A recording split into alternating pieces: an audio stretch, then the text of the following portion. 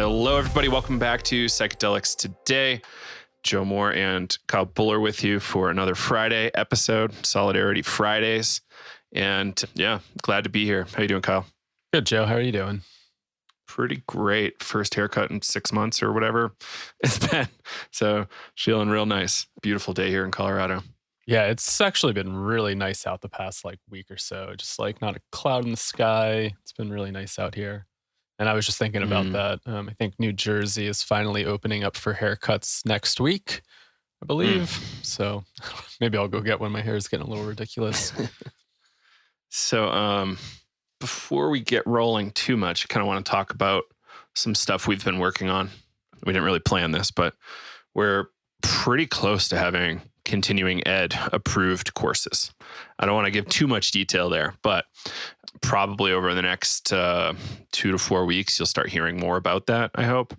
So, stay tuned. If you're a therapist, a nurse, and you want to learn about psychedelics instead of, the redoing your CPR training, perhaps, which is still good. CPR is important, but maybe you're bored of that and you've done it 10 times already and you want to learn more about psychedelics in a clinical capacity. And we'll be here for you on that.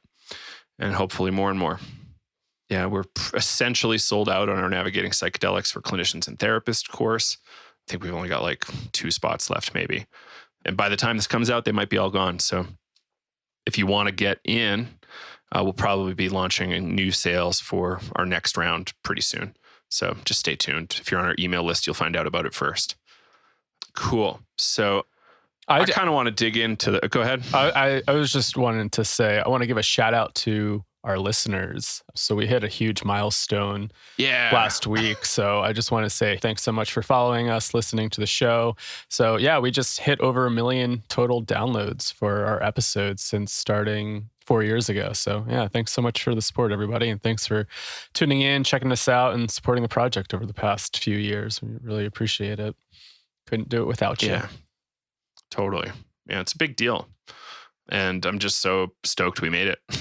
It's interesting that it made it in 4 years almost on the nose, a little over 4 years, which I don't even think we talked about. Sometime in May was our 4-year anniversary on Psychedelics Today. So things are heating up. I hope y'all love these 2 episodes a week.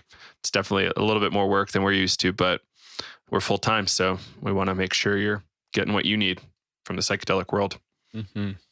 Yeah, I think, it was interesting because when we had Brett Green on, that was actually around our 4-year mark. I think we recorded a few days before that. And he was our first guest, May 16th, 2016.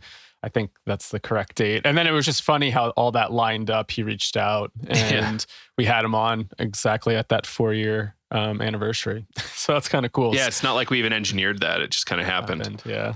Which is pretty neat. Cool. You ready to dig into some news? Yeah. What do you got?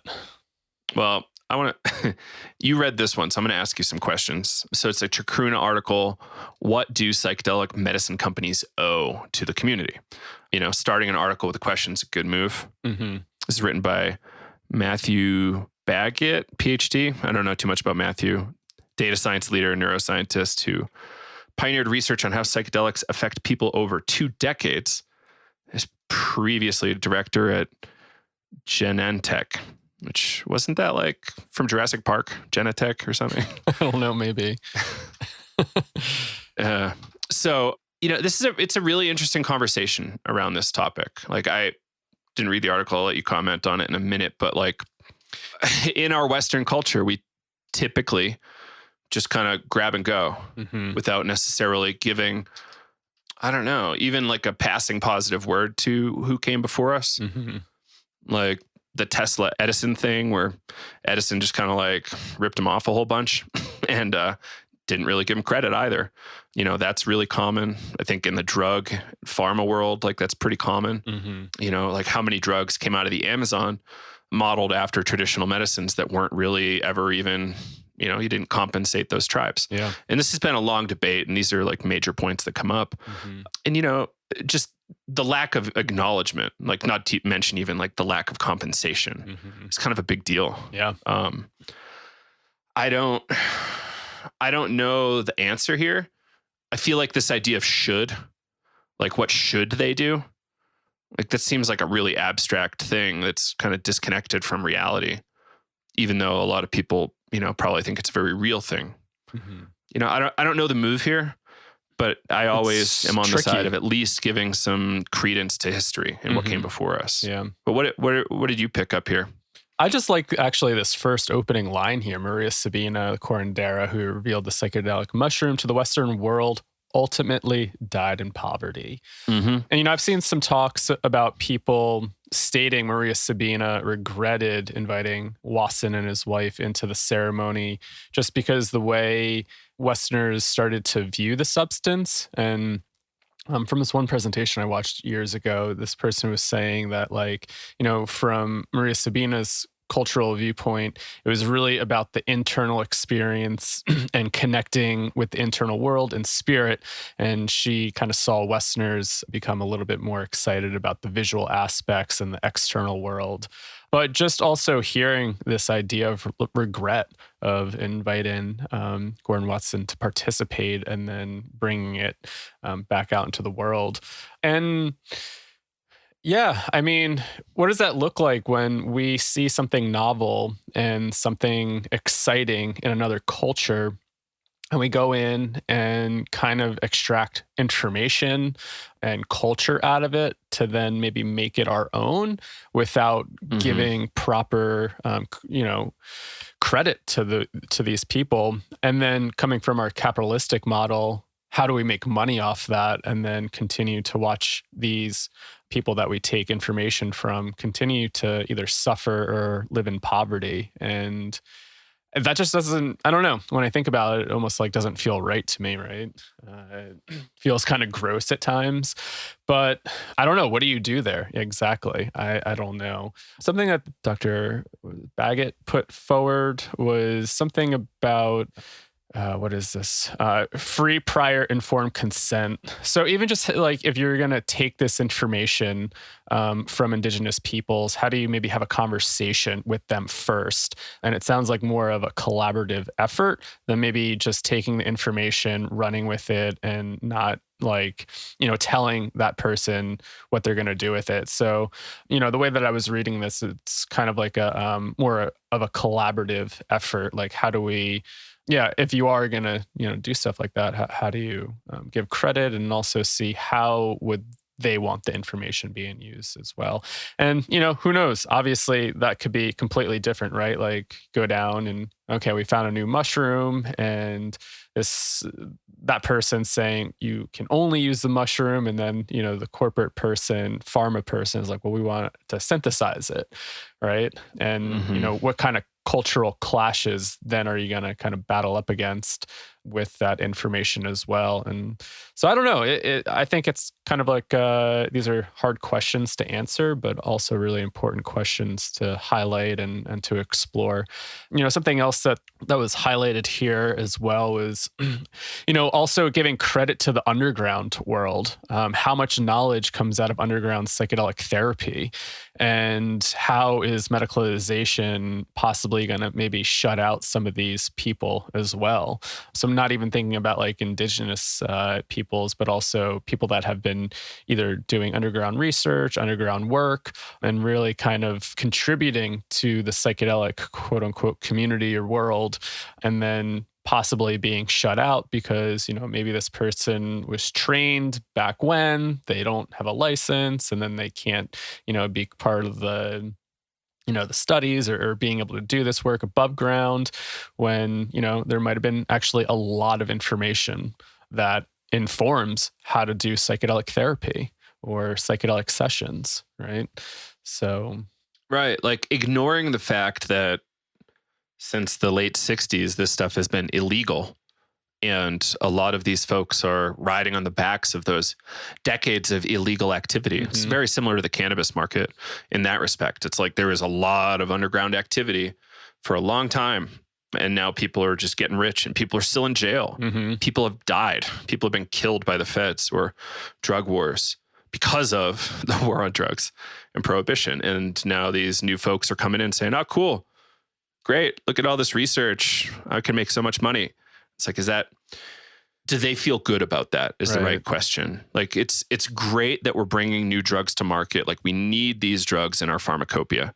Like I don't think that's an arguable point anymore. Like LSD, psilocybin, MDMA, they need to be in the pharmacopoeia or like our modern grab bag of drugs. Same with Ibogaine, but there's so much baggage that goes along with that. And, like I like to go back before Maria Sabina. Like this has been happening for a long time. Oh, totally. Like regarding Black Lives Matter, like let's just back it up. Like the Catholic Church sent out Jesuits to go, map what was happening in the world as far as religions go. And they systematically destroyed books, killed religious leaders, and suppressed religion on a global scale. So imagine if the Catholic Church, is it the biggest religion in the world? I think it is. If they didn't do that, imagine how much we would know about psychedelic plants across the world and how much better off a lot of folks would be because they didn't, have to deal with the baggage of Catholicism. Right. I hate to go so hard on Catholicism, but I come from that world and I have some baggage. Yeah. Oh man, I go hard on it sometimes, but I still have a lot of family that's there. So I try not to go too hard. But just the fact that this genocide has been happening on a global scale for a lot longer than 400 years is really important to note. And we're inheriting that. Yeah. We kind of like re-inherited it with the drug war. And, what do we do? I don't know the right thing to do, but I want people who are in these leadership positions to think carefully about what's appropriate and what's not appropriate. Totally. Like, I'm not going to tell you who runs, a corporation what's ethical, but I'll tell you what I think personally is ethical for me and like what might feel better. A lot of these groups aren't even doing like Patagonia does, like 1% for the planet. Like they're not even doing stuff like that. Right. Largely because they're for-profit corporations, which are, if you're a corporation, registered as a corporation, you're legally obligated to maximize shareholder value first and foremost. And you can go to jail if you're not doing that. So it's kind of in the nature of this thing called the corporation, which somehow legally counts as a person too. So, but not always held accountable. Well, yeah, right. Like, they are held accountable, right? But the individuals inside the corporation don't necessarily have to go to jail. It's like legal penalties towards the corporation as opposed to like legal penalties to individuals. So like, Mobil Exxon goes and kills a bunch of people in the rainforest. Doesn't matter. Like they're off scot-free. They might get a couple million in fines, but they literally got away with murder. Sometimes at the large scale, and oil companies are doing this. I don't know that pharma is doing this, but if we look at the cocaine trade, the drug war is causing people to just get mowed down. Indigenous tribes in Colombia getting mowed down by machine guns. Yeah. And even just simply for logging too, like access to logs to make lumber. And people are getting murdered. Unbelievable. Not to mention the sanctity of the rainforest itself. So like bringing it back to pharma, it's like, okay, hey, you're inheriting all of these cultural problems. And by being a corporation, you're in a lot of ways perpetuating this. So how do you first become aware of that? And then what do you do secondarily? Like I like these triple bottom line businesses. I've been a big fan of open source for a long time, but corporations love to collect intellectual property. But another problem is, what does it mean that they have a patent on psilocybin for treatment-resistant depression or whatnot, whatever the indication is? Like, what does that mean to you and I, Like, I still don't know. We've talked to lawyers. Like, are we going to get boxed out even further? Possibly. Like, there's a lot of medical professionals coming to the table and they don't mind slipping into the corporate thing. Right. Well, and I think like, we always kind of talk about this as really respecting the use context.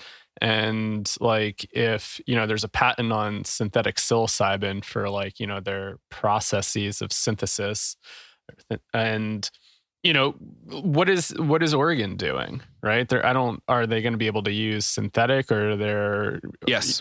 Okay. Or are they orienting towards Compass Pathways only has a patent on one method of GMP psilocybin production. There could be hundreds of others. It's just that they have one. So Oregon, if IP34 goes through, they'll be able to use any kind of natural product. They could use whole mushrooms. They could use a whole mushroom extract. They could bake it into cookies. Oh, wow. Or you could do a pure psilocybin thing. That's going to be, I think, a little more legally complicated because you're kind of stepping into pharma at that point. Right. But yeah, there's going to be companies that can produce all of that. Mm-hmm. Interestingly, they can't advertise, which is super strange.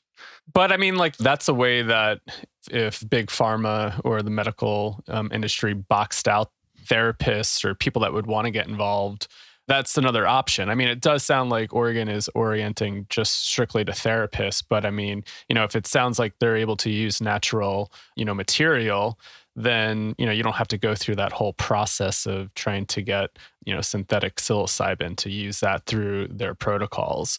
So I think, maybe more just advocating for these different use contexts, religious freedom, But yeah, it's going to be interesting to watch it unfold. And this is a line that I appreciated in this article. Companies developing psychedelic medicine should recognize psychedelic users as stakeholders and create processes for including them.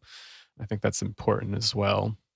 I think that would be really helpful. Mm-hmm. Like, what if they had 20-person advisory board of folks who have been very involved for 20 years, 30, 50 years. Yeah. Some people have been involved their whole lives, which is wild. Mm-hmm.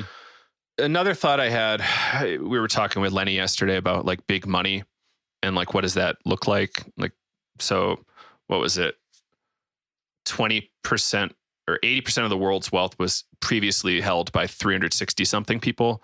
And now it's down to like 16 people hold 20% of the world's wealth. Peter Thiel, I don't know if he's in the top 20, but he's really big up there. And so he's a major stakeholder in Compass Pathways. And I was thinking about money and influence and power and influence. And like, with that kind of money, you could destabilize so many countries and like control so many countries. A lot of people focus in the United States because it's apparently quite easy to manipulate things here, especially given Facebook ads and everything else. But, yeah, what does that mean? Like, can these big moneyed interests hire 500 lobbyists to change laws to the point where, the DEA scheduling system is different? Like, laws are quite malleable. We think they're permanent, but they're not. They change. They can chanch in an hour or 5 minutes. Executive order. Sign a new bill. There you go.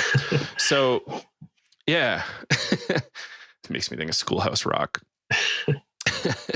But yeah, like people can just manipulate things more quickly and more quietly than they ever have been able to before. Mm-hmm. Like, it's pretty easy to just put that money in an anonymous fund and then start funding lobbyists from it.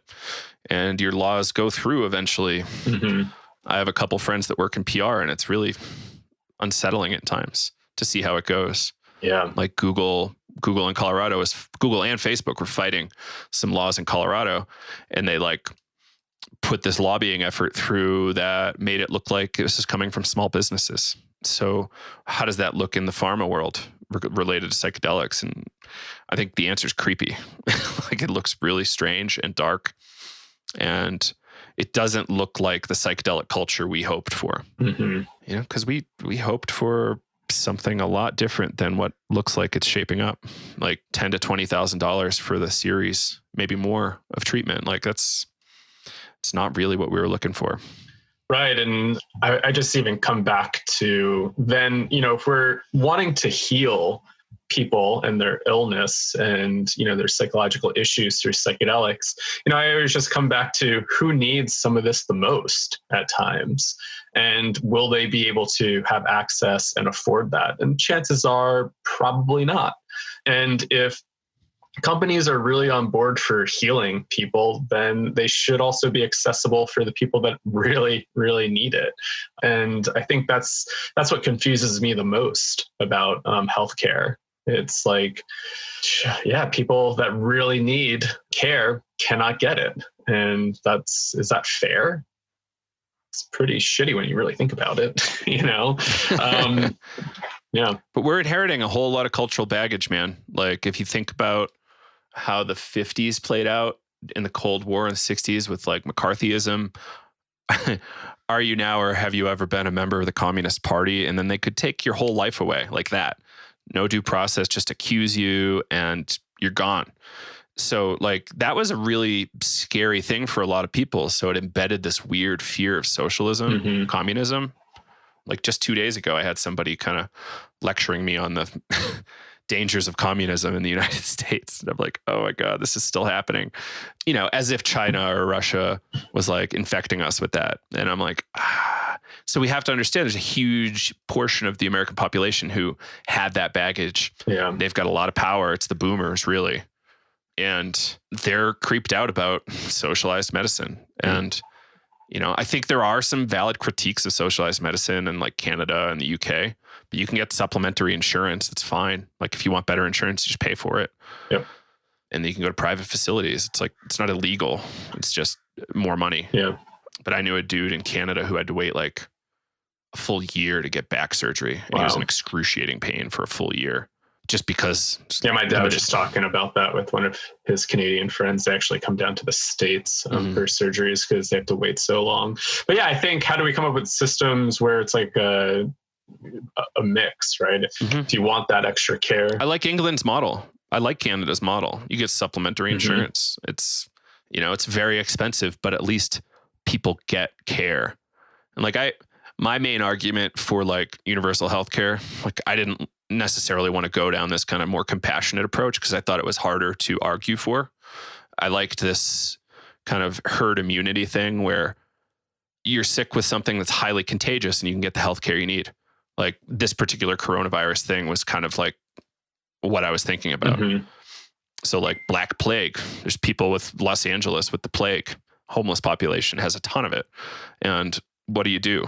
Like if you can't get them the help they need, like plague starts taking off and more people have plague and then there's more pandemics. And yeah, like I thought that was a better argument for it, but I'm open to all arguments. Like I think people should get care.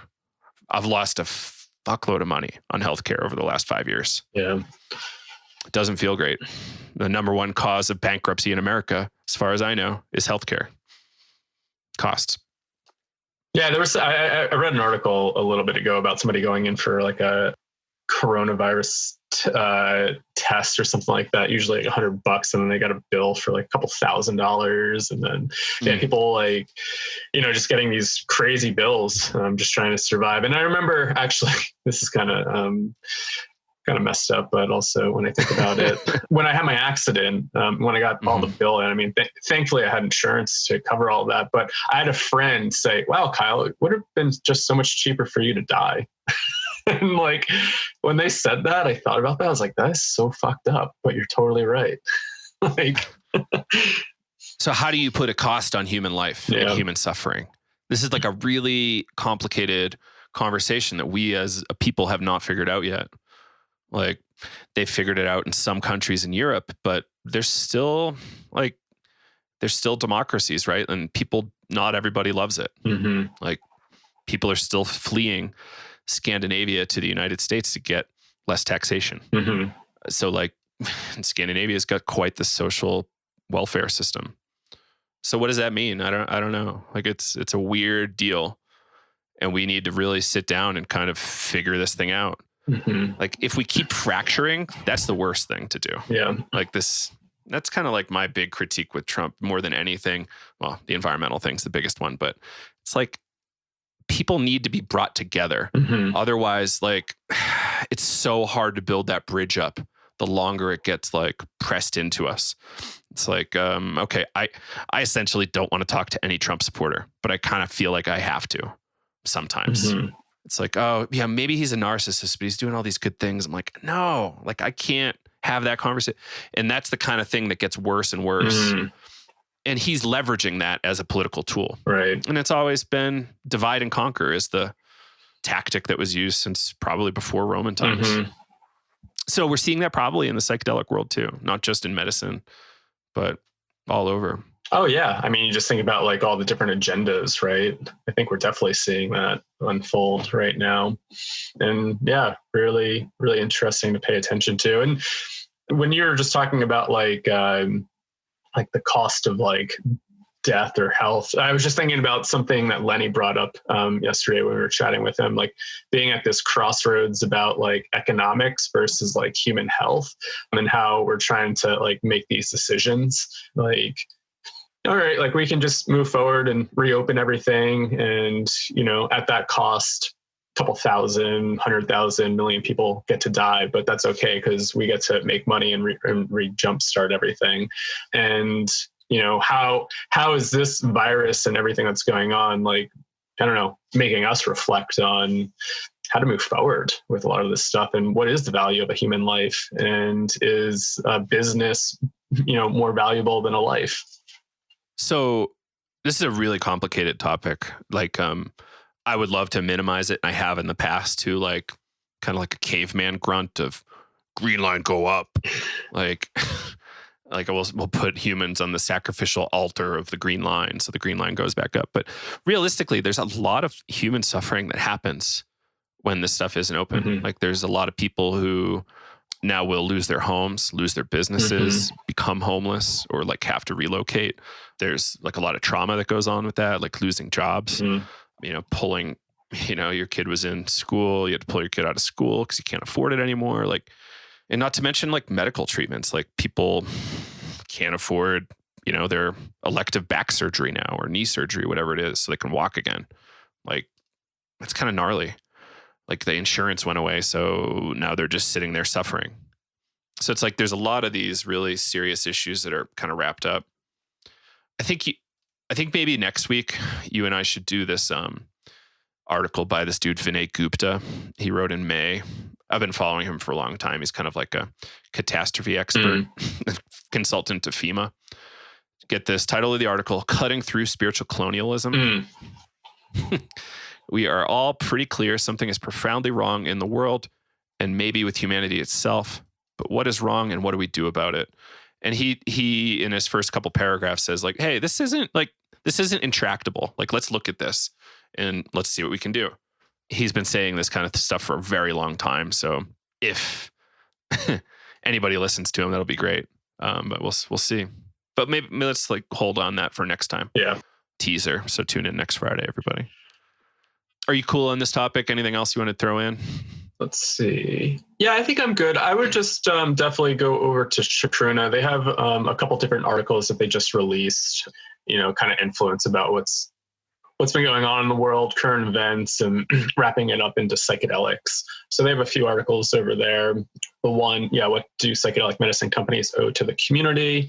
There's another one, colonial shadows in the psychedelic renaissance, and cute as a child, but not as handsome as adult, Maria Sabina, Life magazine, and Cold War propaganda. So kind of all, you know, along the lines of what we were just chatting about. So I don't know. It's these are tough questions, and I feel like a lot of work to move forward to try to figure this out. And I don't know, it's going to be really interesting to see how we move forward with, you know, post-COVID, or post-quarantine. COVID might be around for a little bit. So how is this really going to change the way we operate? Will it? Maybe not. Maybe we just go back to business as normal. And, you know, COVID is just like this little flash in the pan. Oh, that was a really interesting time, but we just need to continue. But I don't know. For me, like it's really just like the past few months, everything that's been going on, I mean, just really has me thinking about like, what are we doing here? You know, and how do we want to live our lives? And what is really important to you? And, right. You know, is the only box you can fit in, like, I want a career, a home, and a family, and like everything else doesn't matter. Like, is that all? Is that it? Mm-hmm.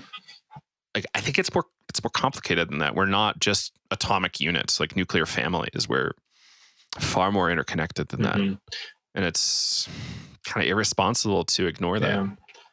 Yeah. And I was just having a conversation with somebody about like scaling, you know, these big businesses, and how, you know, big business on one hand is really great because it gives us systems. And I know we touched on this before, like, you know, the airlines didn't have all this money and were able to create airports all over the world, we wouldn't have globalization and travel, right? If Amazon didn't have all these warehouses, you probably wouldn't get like 2-day shipping if you want that, right?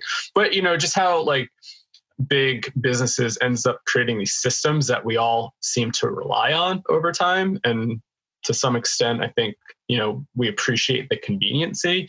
And if that crumbled, what would our life look like? And could we tolerate living more locally, doing things on a much smaller scale? And I think that's something to reflect on. Do we want, these big systems that give us conveniency and freedom? It's just thinking about like companies possibly tanking, and getting all this bailout money to restart their stuff. And it's like, well, what if like, the jet lines didn't get bailout money and they completely folded and couldn't like fly people? Like, what would that look like in a world where the government didn't give huge bailouts to these big companies? I mean, our world would drastically change. And, could we shift and do something on much smaller scales at times? And I don't know. These are big questions. People have a lot more options than they think they do, might be a way to put it. Like you might feel like you're kind of trapped, but realize that there's probably a way out. A lot of the shit you're doing probably is a lot less meaningful to you than you think it might be on a day-to-day. Mm-hmm. Like, are you really doing something for a great reason? Like, why are you spending $200,000 to go through this program or whatever it is? Or do you really need the $500,000 house? Like, what if you live somewhere where it was $12,000? Like, or even just not owning stuff, right. So, and collectivizing, like I'm a big fan of people collectivizing into kind of voluntary organizations, mm-hmm. like a la anarcho-syndicalism in Spain. Like, it was really good until Franco came in and kind of busted that up with the military. So yeah, I think maybe enough for now on that one. Cool if we talk about harm reduction. Yeah. So quick story. I was at a festival. One of my friends was loading up, or does it. He's been doing this for years. Loads up little capsules with unmeasured amounts of MDMA. And, this is festival stuff. This isn't normal kind of, I don't know what normal drug use is, but this isn't like a regulated FDA situation, like pharma grade drugs or anything. So we just load up these little empty capsules with MDMA, and whatever happens, happens. One of my friends who is really light, doesn't weigh very much, got one that was too big and couldn't walk, eyes rolling in the back of the head. Looked like a pretty stressful situation, not very pleasant. And took her maybe an hour or two, and then she was totally fine and could like party the rest of the night, dancing and whatnot. But there was a couple hours where it didn't look very good. Didn't look like seizures or anything. It was just like, yeah, that's a lot of drugs. And she wasn't panicking, maybe based on the yoga background that she had or something. But so point of the story is, it's not impossible to overdo it on drugs. It's actually quite possible to overdo it on drugs. And I asked a question on our Facebook group yesterday or 2 days ago about what people's favorite milligram scale is. So like you can measure out 22 milligrams or 120 milligrams or whatever it is, and be pretty confident that your dose is somewhat consistent across batches. And milligram scales are notoriously expensive. So somebody sent me a link to some scales that were $1,200 plus up to $2,500. And I think that's more for like, really delicate stuff. Like if you're plus minus 2 milligrams, mm-hmm. like how bad is that? So the really popular one that everybody was pointing me out to, I've already owned it, which is curious to me. I was looking for something new. But AWS Gemini 20 portable scale. 1 milligram increments, which is pretty great. Buy it at places like Walmart, Office Depot, plenty of other places, Amazon, whatever. Wish we had some to sell, but we don't. But, it's a really great harm reduction tool. Like a common way of administering MDMA is dipping your finger into a bag or just eating a pill. It's really hard to know what number you've consumed of milligrams. Mushrooms, you can use a gram scale. It's okay. Like that's not as serious, I don't think. But with stuff like MDMA, LSD, 2CB, GHB, it's really important to have very specific dosing. Ketamine too. So just a harm reduction tip. If you haven't bought a scale, buy a scale. I don't care what you buy as long as it's a good one, good enough one. This one's only like $30 to $40. So it's like the best one before you get to the thousands, hundreds and thousands. Mm-hmm. So yeah, harm reduction tip of the day. Buy a scale. It's important. I mean, it can really save people's lives. Yeah. By completely overdoing it versus, as we always say, know your dose. Know your dose. Right. Know what you're doing and be safe. Mm-hmm. I mean, it's scary out there, Yeah. And beyond that, the normal things, buy fentanyl test strips, buy reagent test kits, and perhaps carry naloxone just in case fentanyl's in there. You never know. And get training, like learn how to use this stuff. It's important. And the naloxone training is super simple. It's not very long. Yeah.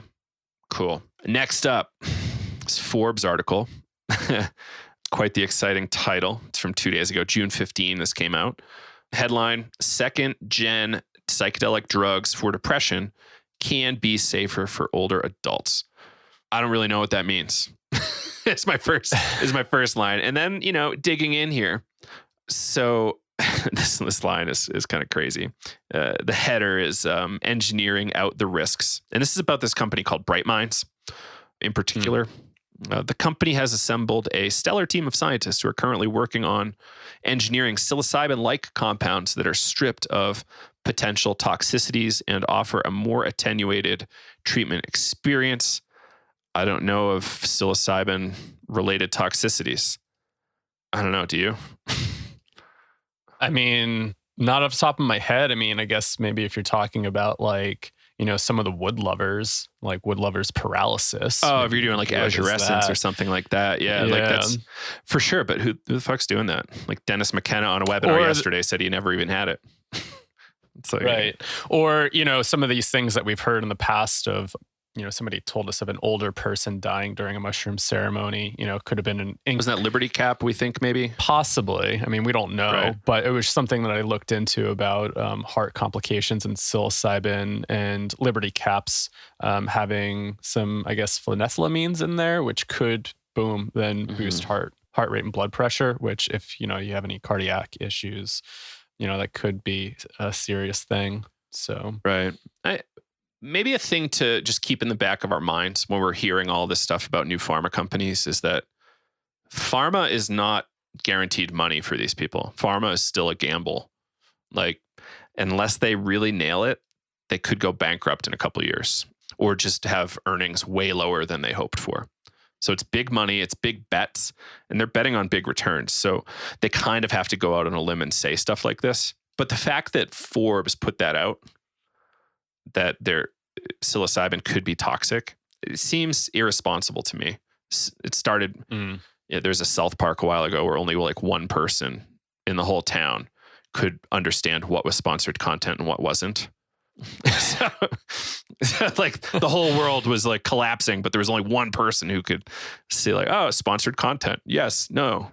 So he was the savior. So to me, this kind of looks like sponsored content. Or it's just like, how do we get these corporations to talk to us and be comfortable? And so we have to promise fluff. Or is this organized propaganda? I don't know.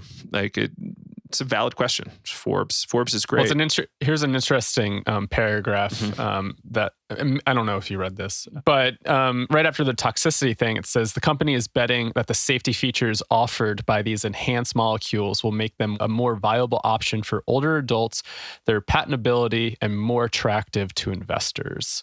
And there we go again, right? So how do we, take the experience, I guess, out of the substance because, it's more patentable and more attractive to investors. It doesn't have these quote unquote negative side effects that, aren't useful. Like if you don't need to do the MAPS model, that makes it a lot more scalable. Totally. Like, oh, you can take this at home and there's no danger.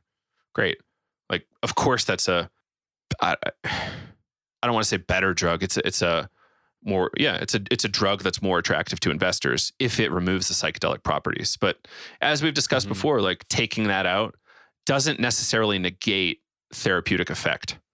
But it's going to be different kinds of therapy, right? Like neurogenesis, like blood flow, potentially Alzheimer's or cluster headache treatment, potentially. Like, because it's right. And in this article, they bring up cluster headaches. And I know in the past we've talked about this. Like, if somebody's suffering from migraines and cluster headaches, do they want to have a psychedelic experience every few weeks, every month? And do they have, the availability to do that versus having a potential medicine? So, I definitely see that benefit, right? For maybe certain populations where, they're suffering from a cluster headache and they're able to get relief and don't have to go on that psychedelic journey every month. But I don't know, it could affect people differently and maybe start building up a tolerance to the experience if you're treating your migraines that way. Right. Yeah, it's brutal. Like, you're in an unbelievable amount of pain, and to get out of it, you've got to eat 3 grams or 5 grams. Like, it's not always the case with everybody. Everybody's different with cluster headaches, but like the fact that you've got to take that is brutal. Right. And like, if I had cluster headaches, I wouldn't want to have to eat psychedelics to keep them away. I would want something else. Right. But at least they've got something right now, even though it's not legal for them to get, but at least it's something. I guess you could kind of look at it like the CBD industry and the cannabis industry. Like, when I was much younger, I like that. Cannabis would give me extreme anxiety. And I always said, like, I wish I could just get the relaxing anti-anxiety effects without like some of the panic attacks. Like, I wish I could just like smoke and have some of the nice effects, but just not with the anxiety. And, then CBD started coming around and people are taking that for their anxiety without the high, right? And I've definitely have used hemp products in the past. And, it's obviously different. I wouldn't say it. I've had different effects with it over the years, but it's not something I take really on a daily basis. It's probably every once in a while. I don't really find that much benefit from it that I want to take it consistently. I'm not much of a supplement person. I start supplements and stuff like that and then just completely forget about taking them after a while. I think supplementation is like important if you've got like acute issues or acute concerns. Like, my friend that has a ton of vertebra replaced and a huge titanium mesh in her back, she's on tons of CBD every day. And it's helped her not have to be on like opiates or nerve pain meds. Yeah. Which she has been on them for years. So like, but she's supplementing too with THC. So yeah, it's kind of a pain in the ass, but supplements are there for, some good reasons. Like at our latitudes, we can't get enough vitamin D. Like, most of the United States population is deficient in vitamin D. Healthy vitamin D levels are shown to decrease your danger from COVID. So like, what does that mean? Like, should everybody in America be supplementing along with wearing a mask? Right. The data is still out. Science, like, doctors take years to catch up to where science is, to what papers have come out. It's an unfortunate truth, but it's true. Like, how many doctors don't know about MDMA for PTSD? Most of them. Yeah, and I guess even just, on our class last week, we had Dr. Raquel Bennett on, and obviously talking about ketamine and the difference of S-ketamine, right? And just thinking about that whole thing of, taking the dissociative effect out of it because, maybe they're viewing it as a toxicity or just a negative side effect, and it's just easier to sell, even though it's a shit ton more money for the client. So yeah, it's an interesting way to view these upcoming psychedelic companies that are looking to take some of the psychedelic properties out. And yeah, I know we've touched on this of just having options. And I think, being able to explore that is really great. If you come up with a new substance that could create neurogenesis, and hell, that'd be really great for folks, right? But yeah, it's just interesting to see some of these companies start forming because they want to be focused on psychedelic science and then just so focused on like either trying to take that experience out. And, maybe from our biased approach, we think that there's a lot of healing potential in that experience, in that transpersonal experience. And Yeah, I just always come back to like, well, what are we doing then, right? Not to deny drug development. I think it's great to be able to develop new substances and, potentially medicines. But, if you're getting involved in this space, like what's your agenda there of wanting to take the experience out of the substance? Is it because you can make more money doing that? It's more scalable and get it in the hands to many more people? Right. Yeah. So like, obviously there's huge psychotherapeutic benefit to having the experience. Like we know that, but for other indications, maybe there's other uses. Mm-hmm. And there's a lot of people that need a lot of help. And I don't think we're going to be able to scale with psychedelic therapy quick enough to be able to handle the oncoming waves of trauma that aren't even here yet. Like people getting dehomed from climate issues and flooding and heat waves. Like, what is that? There's probably going to be some more genocides that aren't going to be very pretty. There's going to be a lot of trauma from that. Yeah, sad but true. Horrible if you think about it too much, but this is coming. And what do we do? Like how do we handle this? And we've got to really think carefully about it. And you and I aren't 100% comfortable with group work, but maybe that is the model. Maybe we just need to figure out like institutions that can handle that appropriately. Mm-hmm. You can move a lot more people through it and they get the healing they need to get healthy again. Like this stuff's young. Let's just put it there. There's new players coming in. They want more people to get help. They want to make money first and foremost, but they want to help people also. Mm-hmm. So, like scientists largely are humanists, humanitarian. Like most scientists are humanitarians. So, that's kind of why most of them are there, but their bosses aren't necessarily humanitarians. So they're largely, Lockheed Martin making bombs, like that's a different animal, but maybe they're not scientists or engineers. I don't know. But, we're thinking about, this idea, just the phrasing, engineering out the risks. I'm like, it doesn't sit right with me. But anyway, It's kind of enough on that Forbes article for me. Yeah, I'm feeling good about it. I don't know if you saw that little story that I posted. I guess this kind of relates of just thinking about like business and when you're talking about climate change and I think about some of the systemic issues and creating real change, there was a post that somebody posted here. This is back in 2017. But it was about the wellness industry. And this person was saying, wellness is being commodified. The quote unquote good vibes and self-love and goddess groups are making cash off people's direct experiences in a system that was built and is being maintained to promote systems like patriarchy, racism, misogyny, and poverty. And they go on to say, I don't want your love and light if you're also not doing the work to make the world we live in a more survivable for me and those less vulnerable. There is a crucial self-care and social justice component to our collective wellness. And they go on to say, meditate and call your senator, go to yoga and vote, breathe and donate to causes that matter, and et cetera, et cetera. So, when I just think about some of the this psychedelic movement and people coming in, I always kind of come back to, why do we want to develop these more scalable medicines? And when does it become just a new antidepressant? And just thinking about Robert Forte's critique on psychedelic medicines and like the new Soma and stuff like that. It's like, oh, okay, like I just want to feel better and that's fine. And I don't actually take some action to create change in the world or change my life to maybe hopefully have some sort of ripple effect outward, because it's easy to sit there and just want to feel good and actually not try to create any changes. Right. It's a complicated topic, right? Like when does psychedelics or a drug become a soma? Mm-hmm. It's hard. Like in the kind of party festival world, like MDMA certainly looks like a soma.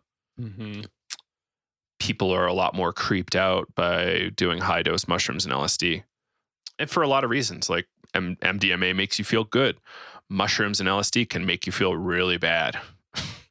It can make you feel really, really good too, but they can make you feel really horrible.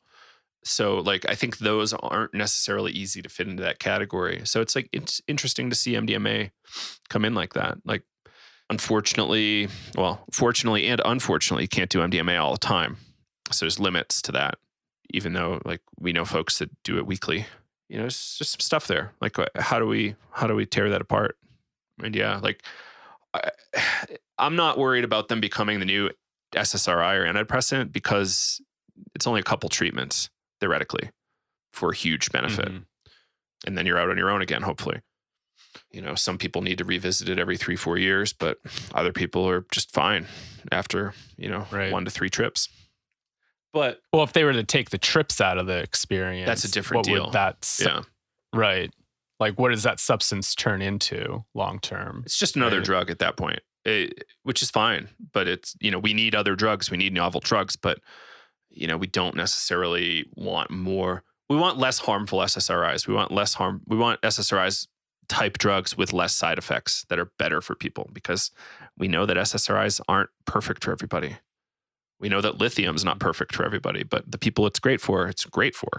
So there's a lot more science we need to do to tease that apart, to say like, oh, maybe only 20% of the people we're prescribing SSRIs to should get them. And now we have like a genetic marker or some other thing that tells us what drug's appropriate where. Better would be we get psychology to the point where we don't need SSRIs. Like, we have a healthy individual that doesn't need supplements daily. Like, we have the diets dialed. We have our lifestyle dialed. That's the optimal, but culture is not really designed for us to have the optimal. No, it's not. But, if you're rich, you can pull off optimal. A lot of them don't. They're still, horrifying people at times with a lot of disease. Got one last article here from newswire.ca. This is another press release. This company called New Wave Holdings. New Wave Holdings appoints Dr. Dennis McKenna to Psychedelic Research Advisory Board. So Dennis just agreed. We don't know anything about the arrangements, but this is in a press release. We all know Dennis McKenna. If you don't, he's an internationally recognized expert on psychedelics and ethnopharmacology. He's done some serious research, pharmacology and ethnobotany research, ethnopharm research. Lecturer, Terrence McKenna's younger brother. So New Wave Holdings is developing all sorts of pharmaceuticals and nutraceuticals, from like lion's mane reishi to cordyceps to psilocybin. They're building out their IP portfolio, intellectual property, focused on psilocybin, LSD, MDMA, and ketamine for psychiatric type diseases. Yeah, and Dennis will be helping them with introductions, developing and commercializing various psychedelic compounds and treatments. So, two things there. Number one, Dennis isn't afraid of corporations. Number two, like, because he was willing to work with them, I wonder what their ethics are like, because he probably had to dig into that a whole bunch before he agreed. I don't know too much more about them other than they're a pretty big group. Any takeaways on that, Kyle? Well, this kind of on topic, off topic a little bit, but something that's been coming up in some threads is about, if you're working in this field and having more interactions with a lot of these newcomers, these new companies, maybe how to like do your due diligence to do some research on them. Like, I'm guessing that Dennis probably did. I don't know anything about this company, but I don't talk to Dennis, but maybe. Or maybe not. Who knows? Maybe good opportunity. But just like trying to figure out like how to approach psychedelic business as it moves forward. Like, what are some of these companies' agendas, their goals? Do they have like ethical practices in place? Just all these different things to consider when trying to move forward with business partnerships. I was just in some threads a little bit ago about this topic, and I think it resonates with all the new conferences that are emerging, a bunch of new people on the scene, creating businesses, creating different events. And how do we align with them? Does it feel good to us? And does it align with your ethics, your integrity, your mission? Might be a good opportunity, but also, does it align as well? So just some things I've been thinking about as well since I've been wrapped up in some of those conversations. Looking at their investor slides right now, they're going to have 3 groups inside the company. This first one makes me feel good. New Wave Recreational. I like that. New Wave Natural. It's probably like Lion's Made products. And New Wave Mental Health. So that's kind of their probably therapeutic line. I wonder what their recreational line is. So they're planning to sell recreational mushrooms in Jamaica. They've got 2 grow facilities in the works. They might be ready already. It looks like they're looking at making grow kits, capsules, edibles, truffles as well. So that makes me wonder if they're going to grow truffles in Jamaica as well. Yeah, so they actually do own cultivation facilities. Yeah, so it's interesting. I'm happy to see that it's not purely medical. You know, there is recreational use, right? But by having recreational use, you make therapy more available. Like by having nice products on the market that you can use that you don't need to grow on your own. That means like you or I could fly to Jamaica and do work with people, or any therapist in the States could fly down there and use that product if they can buy it. Mm-hmm. So I think it democratizes things, which is important. Because, you know, if people want to go to Jamaica to do this kind of work, they've got to find a grower they trust. They've got to secure a location, all this shit. Like, it's a lot easier when it's just streamlined. Mm-hmm. Is it good to be doing that or not? That's a different question. I think so, because you're spending money in Jamaica. But as long as it's not like people going nuts at festivals or in your streets, like. Well, that would make me question if these companies have had any sort of, you know, communication with Jamaican government, whatnot, to see. I think these guys have, because there's so much money. Right. But it's hard to say for sure. Yeah. I mean, like, what would it be like to just go to another country because they have, you know, loopholes in the law and say, oh, we're just going to create a new industry down here. And, you know, it's like, is that what they would want? You know, because I remember we came across some threads about Jamaican mushroom tourism, and some of the locals in the comments section were like, you know, we don't want this here. Or right. This is, you know, why are, you know, Americans coming down to use drugs here? Right. You know, went on. And, you know, I think that's also something to consider as well. Just because a country has a loophole, does that mean you need to establish a business down there? Because that will make you money. Right. Right. I mean, at least check in with the government and they go, oh, yeah, we want the tourism. Okay, great. So I know that their Minister of Agriculture is very into this because they can hire, like there's an employment problem in Jamaica. Jamaica's a poor country, but there's an employment problem there. There's a lot of unemployed females. So they can actually hire a ton of women in their mushroom production facilities. And like they want that. And it can be decentralized. So at least in the agriculture department of Jamaica, they want it. If they want it elsewhere, that's a different story. And again, this country is inheriting decades of drug war stuff, not to mention the slave trade holdover and like, you know, the genocide of the native people there. Like, it's really not, you know, it's not karma free. They've got some stuff they've got to work through just like everybody else. Mm-hmm. So yeah, it's not a clean cut scenario. It's not like you're opening up shop in the downtown Chicago, which also has baggage too, but it's, you know, as an American, it's less baggage than going somewhere else. Mm-hmm. Yeah. Cool. So we're at a little over an hour. Anything else we want to maybe chat about? I don't know. I think I'm pretty good. Cool. I mean, yeah, it's I got nothing else on my mind today. How about you? I've been thinking about developing relationships with at least a couple of these CEOs, just because I've kind of not known what to do with them. I've kind of just cold shouldered and not really been welcoming or friendly or anything, just like no communication, which probably isn't the best move. Like, I think when Brett was on, we kind of chatted about we should have relationships with these people so that we can, you know, give them feedback here and there and let them know our concerns. Because otherwise they're just like, oh, it's just some, you know, flame war on Facebook or Twitter. It doesn't matter. Mm-hmm. When if you have a relationship with them, you can actually raise your real concerns. So I've been thinking about that a lot lately. I don't really know who I want to talk to. Like I like the idea of having access to recreational mushrooms in other countries, but you know, maybe I'll start with them. I don't know. So that's just something that's been floating around. Well, it's important too, right? People are going to do what they want to do, right? It's a free country and people can just establish whatever they want to do. But how could, you know, if you already have some sort of community influence, you've been doing this stuff for a while, at least just developing some sort of relationship to see if there could be bridges built because I mean, I could imagine some of the newcomers really don't have a good grasp on, you know, some of the nuances that are, you know, involved in a lot of, in this work. So, you know, what bridges could be built, even though it might feel I don't know, maybe icky or kind of gross to be associating with big companies.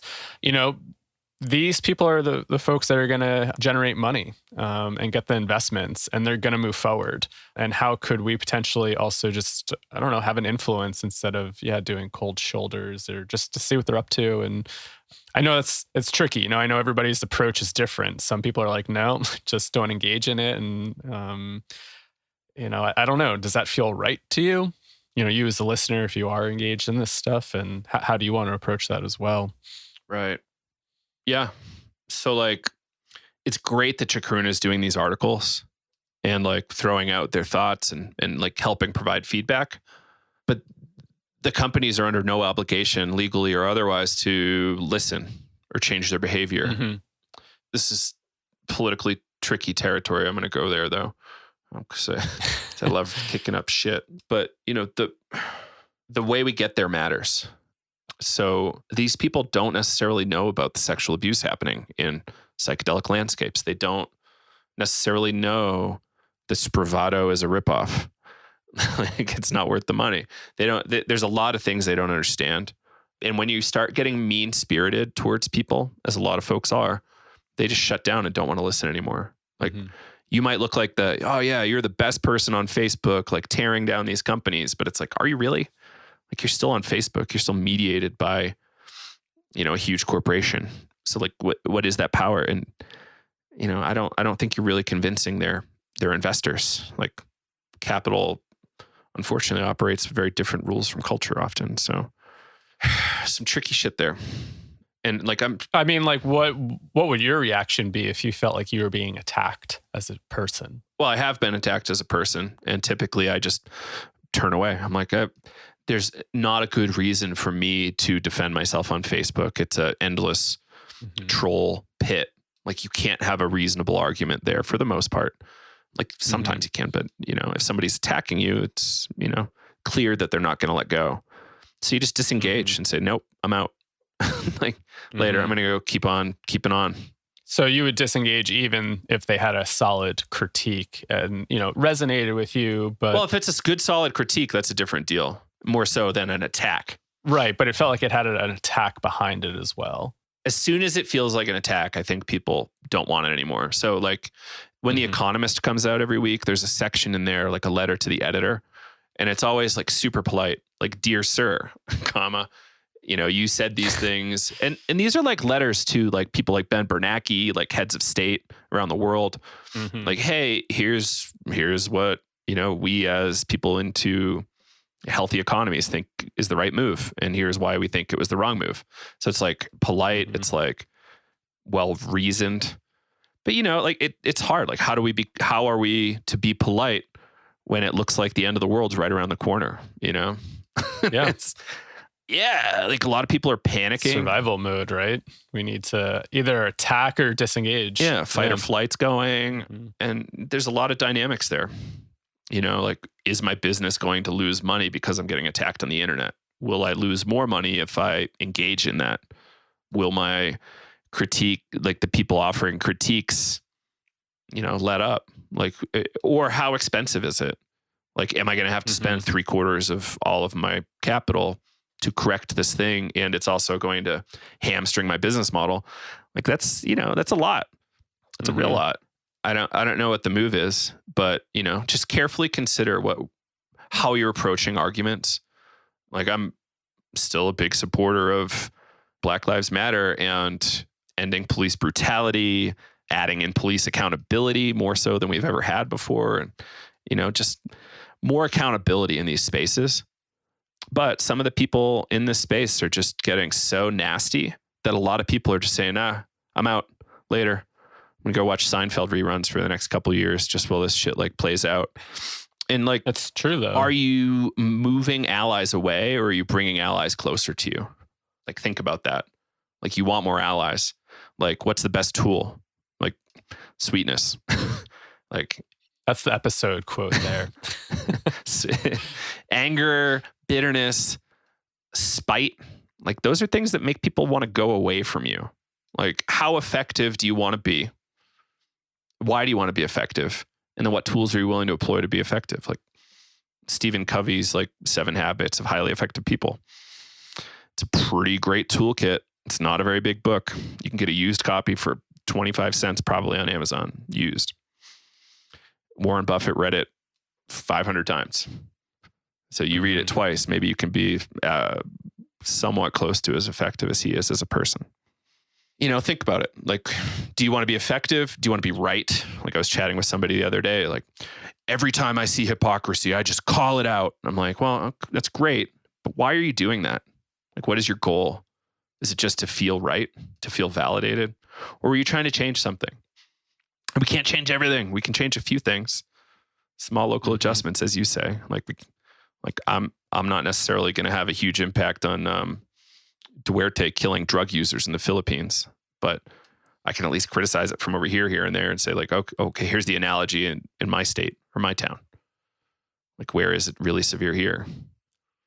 Or just using the platform to bring it up because maybe people don't even know that's even happening. Yeah. Right. Trump was raising awareness. Trump was patting him on the back virtually saying, yeah, I wish I could kill drug dealers too, myself. Because Duarte was full on shooting these people in the head. Like himself. It was like last year that happened. Maybe even 2 years I'm sure ago. It's still going on, but I remember it was getting a lot of press. There's a lot of countries where you get the death sentence for drugs. I forget what country this is, but it's like a really wealthy Asian city, island country kind of deal. Legal prostitution, legal alcohol. You fuck around in anything else, you're like life in jail kind of thing. Wow. Yeah, it's wild. Like I want to say Singapore, but I might be wrong. That's what my guess would be, Singapore. Yeah. Beautiful country, horrifying drug policy. You know, like a lot of places, I guess. I guess the United States is beautiful at times and horrifying drug policy. It's just slightly less severe than that place. Probably a lot better than some of those places for sure. True. At least you theoretically get due process unless you get killed by the police first. All right. I think that's enough. I hope people liked it. Hour and 14. Went by quick. Yeah. Well, that's what happens when we're having fun. What do they call it? Time dilation?